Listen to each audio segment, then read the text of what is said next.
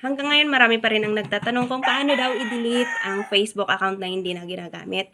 So para ito sa mga personal account, main account o Facebook profile kung ano man ang tawag nyo dyan. At para din ito sa mga Facebook page na hindi na ginagamit. So ang una ay ito sa Facebook profile o sa main account. So pindutin lang natin itong menu bars. Then pindutin natin itong settings icon. And then, tap natin itong See More and Account Center. And then dito, tap natin itong Personal Details.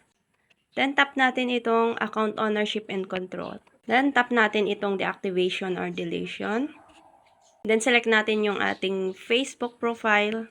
Then, dito, select mo itong Delete Account. Ayan, tap mo lang siya para magkulay blue. Then, tap mo itong Continue. Dito kapag i-delete mo na yung Facebook profile mo na may mga naka-switch account kang pages, ay madi-delete na rin siya kapag i-delete mo.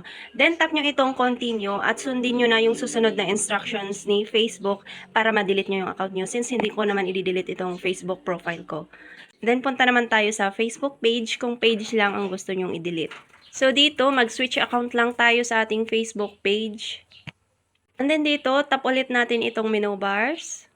Then settings.